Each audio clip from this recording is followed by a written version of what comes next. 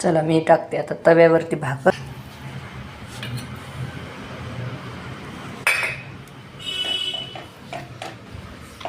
आवडती मला, लहान असताना आवडत नव्हती पण आता आवडती. हे काय हे केल्यात चपात्या मुलांसाठी. आणि कमी वयात लग्न करायचं त्याच्यामुळं एवढं नॉलेज नव्हतं ना. माझं तर लग्न किती वयात झालेलं असावं.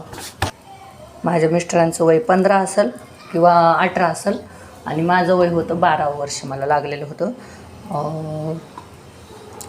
12व्या वर्षामध्येच माझं लग्न झालेलं आहे.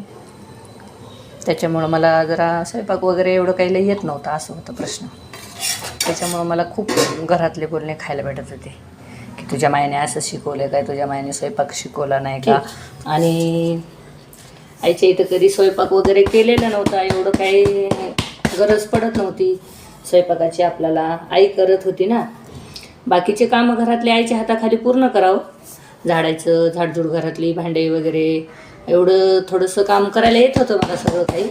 बाकीचं सर्व म्हणजे घरातले कामं करत होते मी. झाडून वगैरे काढायचे, भांडे घासायचे, सर्व येत होतं.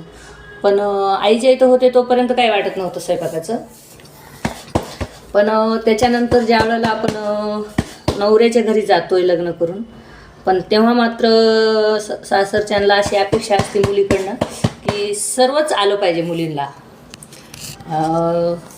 प्रत्येक आईवडिलांची तीच इच्छा असते की आपल्या मुलीला काही आलं नाही तरी चालते, पण सासूची इच्छा असते की आपल्या सुनाला सगळंच आलं पाहिजे घरातलं. पण मला काही येत नव्हते भाकरी करायला, अजिबात भाकरी जमत नव्हत्या.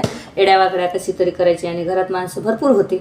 आणि माझं काही एवढं आईवडिलांच्या इथं कसं असते हो, खेळून खाल्लेलं असतं, एवढी काळजी नसती. भाकरी करावंच लागतील, भाजी करावंच लागल म्हणून असं काही वाटत नव्हतं ना. तर मला कधी गरज पडली नाही, एवढी भासली नाही आईच्या घरात की करावं लागतं लेकीला स्वयंपाक पूर्ण. आणि कधी कमी पडलं तर आई करून द्यायची ना सर्वांना, असं व्हायचं. पण सासरी गेल्यावरती लेकीच्या जातीला सर्वच स्वयंपाक करावंच लागत होता पहिलं. आताच्या सुना नाही करत म्हणा. आताच्या सुना कसं आहे, आपलं आपलं करणार, खाणार आणि दुसऱ्याचा विचार नाही अजिबात. केलं तर खा, करायला जमलं तर करील, नाही तर म्हणजे सुनांच्या मनावरलं झालेलं आता. सुना असं दुसऱ्याचा विचार नाही करत आजकालच्या, की घरातले माणसं आहेत त्यांना जेवायला घालावंच लागेल, मला माझं कर्तव्य आहे. आपली सासू काहीतरी दुसरं काम करते, आपण स्वयंपाक वगैरे करावं असं नाहीच विचार करत आताच्या सुना.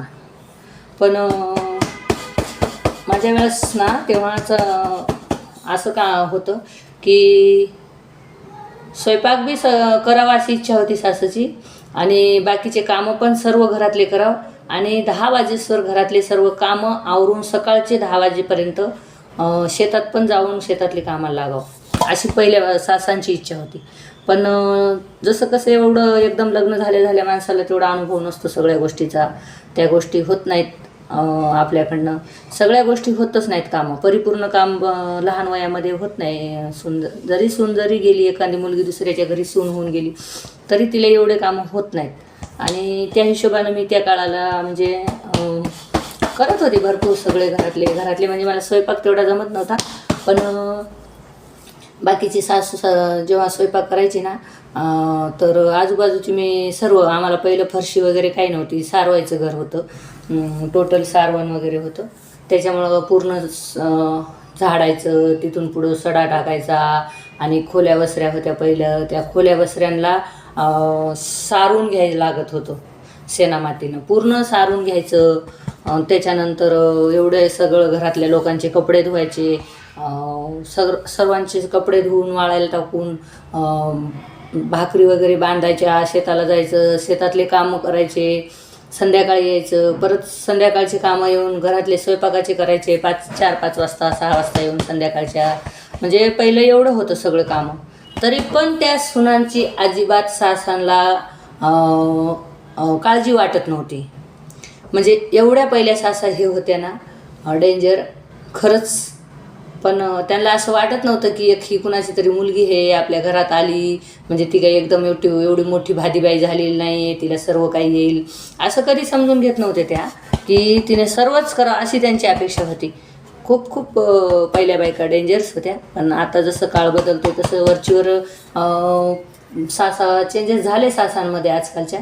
खूप सासा असं आपल्या लेकीसारखं मानायला लागल्या, सुनांना मानायला लागल्यात म्हणजे सुनाच ऐकत नाही, त्याच्यामुळं त्यांना मानावंच लागलं त्या गोष्टीला, असं झालेलं आहे. आणि नाहीतर डायरेक्टली अशा सुना निघल्यात की सासनं नाही समजून घेतलं तर चल तू तुझं बाजूला आणि मी माझा नवरा घेऊन निघली कुठं बी, असं चाललं आहे आजकाल. पण त्यांना हे बी कळू द्या की सगळ्या गोष्टी बाहेर पडून पण नाही जमत सुनांना. पण मुलं नवीन लग्न झाल्यावर 4 दिवस गोडी गोडी गमतीनं बायकोसोबत राहतात, पण जसं संसार अंगावर पडत राहील तसं तसं जिम्मेदारी कळती मग काय आहे ते.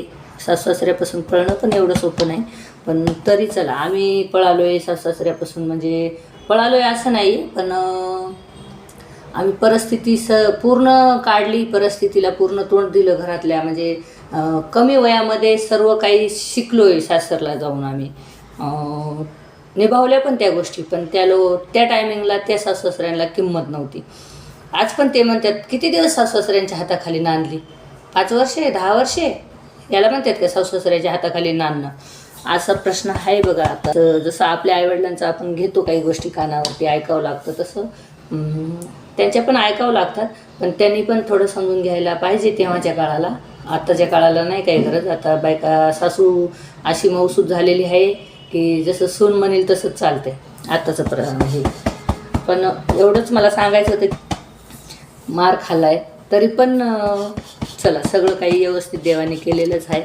आणि त्यांच्याशी काही शिकायचं नाही, मला मारू द्या काय फरक पडत नाही. आपल्या आईवडिलांनी आपल्याला नाही का मारलेलं असतं, प्रत्येक गोष्टीला मारूनच लहानाचं मोठं केलेलं असतं. म्हणजे कुठं चुकलो आपण तर आपल्याला त्यांनी मारलेलंच असतं की आपल्या आईवडिलांनी. त्याच्यामुळं मला काही वाटत नाही घरातल्यानी मारलं बोललं तरी पण. त्या गोष्टी मी सर्व विसरून गेलेली आहे, मला त्याचं काही वाटत नाही. आणि आता तर सासू माझी छान माझ्यासोबत छान बोलते वगैरे. म्हणजे मीच त्यांच्यासोबत चांगलं वागते, असं नाही की त्यांच्यासोबत मला काही शिकायत आहे की तुम्ही मला त्रास केलेला आहे, असं काही नाही. मला त्यांच्याशी काही, आणि त्यांच्या आशीर्वादानं शेवटी सासू सासरे असे कुणाचेही नसतात की त्यांना मुलाचं वाईट व्हावं काही व्हावं म्हणून. असं कुठलेच आईवडील नसतात त्यांना की वाईट व्हावं म्हणून. चला मी केलेली आहे भाकर, हे बघा,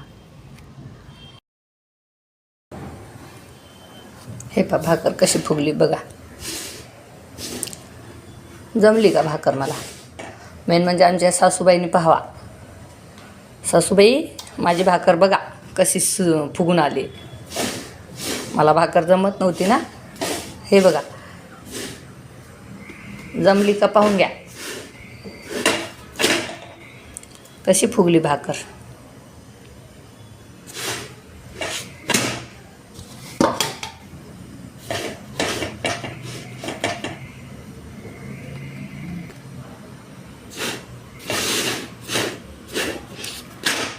ज्वारीची भाकर आहे बरं का, एवढी टमटम फुगली पहा, एकदम चपातीसारखी बाप निघते.